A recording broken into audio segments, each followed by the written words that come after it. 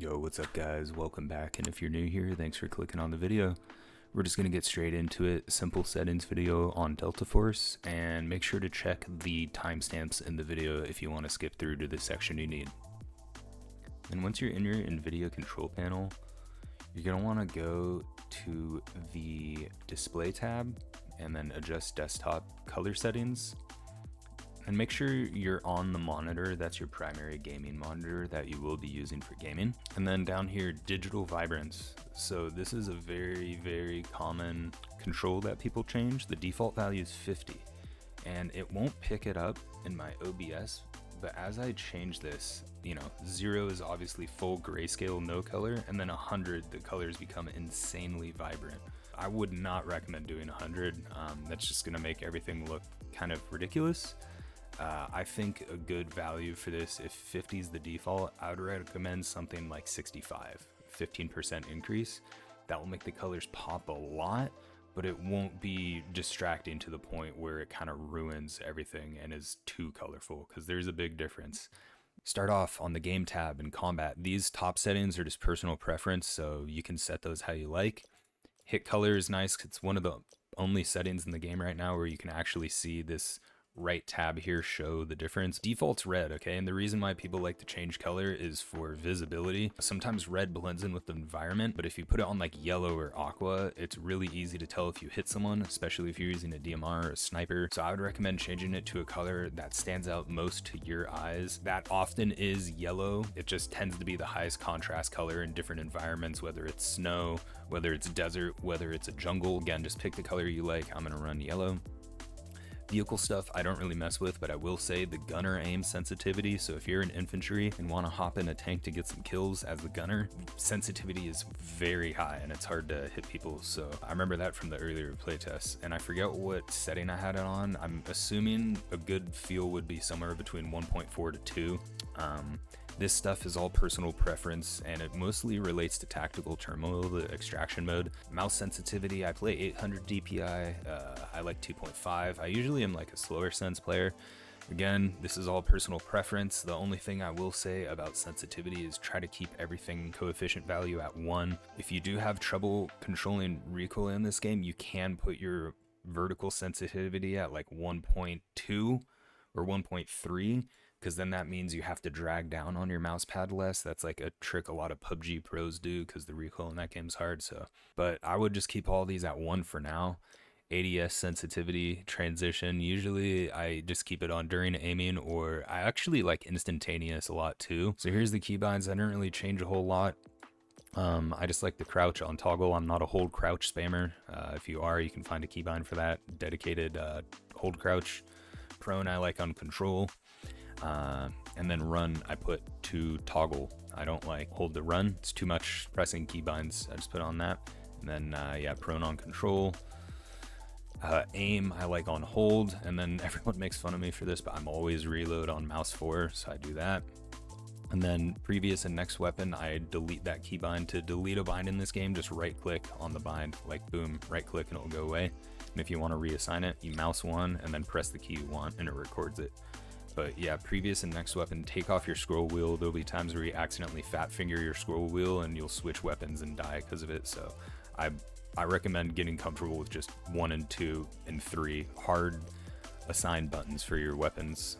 And then scroll up and down you can use for a different bind, okay? Like for me, I then like using switch optic or zoom with scroll wheel, and that's from like PUBG, so I like doing that. And I think everything else I left on default. Screen interaction I left all default except for the mute all squad mates. I put on 0. I like 0 because it represents null or not true, and it's just an easy bind for me to remember. Like if I want to mute someone, I'll just press 0, boom. And then all this stuff I didn't really change, but you can see if you want to change things there, you totally can. And then vehicle, I haven't touched this at all because I don't really play vehicles, but this is all just like what feels comfortable to you. Okay, so on screen performance parameters, I would do on. That shows you up in the top here your ping and FPS. And I would definitely recommend doing this because a lot of the servers you'll get thrown in, you'll notice sometimes you're at 80 or 100 plus ping depending on the time of day where you're playing. So it will throw you in EU lobbies or South America or vice versa, maybe NA if you're in EU. So I always like to be aware of my ping. So this stuff I just left default. Mini map here. So if you like your mini map to rotate and be representative of the area where you're currently looking, you can turn that on. If you like your mini map fixed and always pointing true north, keep it on off. Infantry FOV for the mini map I increased to 125. I'm assuming that just changes the area you see on your mini map, so I just bumped that up quite a bit. And then mini map icon scale I turned down to 80%. Yo, what's up guys? So this is what most of you guys clicked on this video for, the graphics settings. I just went ahead and put this first. That way you can copy down the settings if you want and exit the video, but if you want to hear an explanation as to why I have these settings, stick around.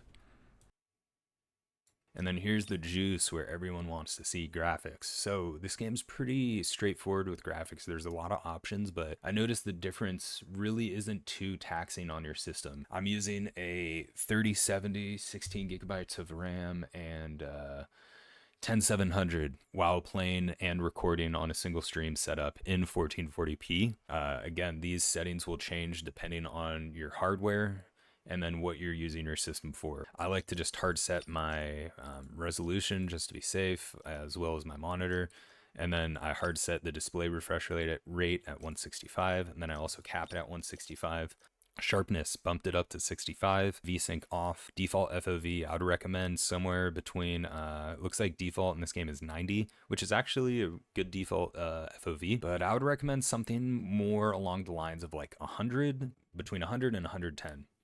I would not recommend 120. I mean, it's just, I don't know, if you're like trying to go for like clips or something and you want to look like you're really fast or you're trying to like impress people, it does give the illusion that you're moving faster.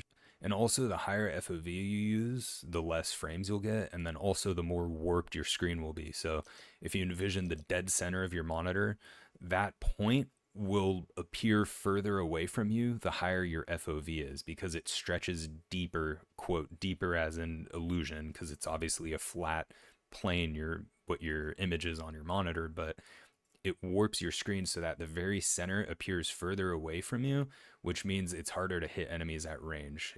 It becomes a smaller pixel on your monitor. So just keep that in mind, but I would recommend something between 110 and 100, but do what you like. That's all personal preference. Scope magnification off, because that's just added effects that I don't want. In a single player game, that would be awesome, but multiplayer for me, no thank you. So graphics pre-style, again, I noticed I went into a game while recording. The difference between low and medium for me was about 10 frames. The difference between medium and high was about 10 to 15. And then high to ultra was like another 15. And then ultra to extreme was like another 10. And then ultra to extreme was like another 15. So really it like bumps up about 10, but I always do custom, okay? So this is what I run. So reflections, I don't really care too much about. I would turn those off if I could.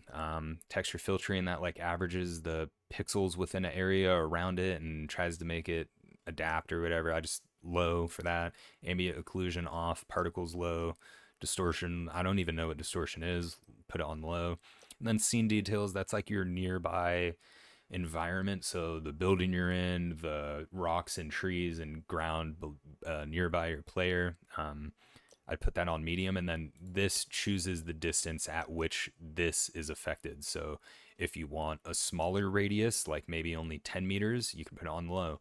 But if you want the detail of the building 100 meters away to look good as well, then you may want to put this on extreme or ultra, right? And then rendering scale, you can't change if you're using super resolution, so DLSS or any Fidelity FX.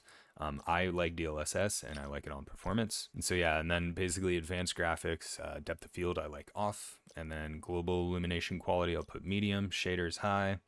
Textures I like just ultra, make the gun and everything look good, and it's just more enjoyable. But again, you could do this all on low if you want. Streaming, I think that's like on-demand texture streaming, I'm assuming, but I'll just put that on low. Shadows, boom, boom, boom. Volumetric fog I always recommend on low, because I was in the firing range and I was looking at the difference between low and ultimate, and it was making everything look really washed out and kind of gave everything that like hazy effect that Verdansk Warzone had, which was horrendous. So I just put volumetric fog on low. And then animation, I'm not sure what was going on with this. When I had it on low, I would move around and then the default sway of my gun looked really choppy and gross. And I was like, what is happening to my frames? And I was like, oh, maybe that's the animation setting. And I went and I changed it to high and it did appear to look smoother. So I'm not sure really. This is kind of a really weird setting for me, in my opinion, but I don't know. I think the higher you have this, the smoother the animations and reloads and stuff will look. So this is probably a really important setting. And then again, I have an Nvidia GPU, so I like DLSS. And then the whole point of me of DLSS, I prefer just to max it out on performance, give me more frames. And then Nvidia Reflex, I haven't tried it. This is just a simple on or off feature you could try, see if it improves your system, see if you notice a performance increase or an input increase, or if you can't even tell the difference, I would just turn it off. Audio settings, I usually drop it down to like 90 or high 80s or whatever. Let's do something like that. And then HRTF, go into game and just go behind cover near like AI or enemies and turn it on and see how well you can hear 3D audio. Like close your eyes with this on in a safe spot and just listen to the footsteps, and then do the same thing with it off and determine which one you like more. Music volume, turn that down. In my opinion, I just turn that down to like 25, a quarter, or even off all the way. And then voice volume, I for sure want pretty low at like a quarter all the way. But sometimes you can get really good info and reminders from some of the player voice calls. So that's why I have it on 30. Otherwise, I'd put it on like 15. But and then UI and sound effects, I just keep that at 100.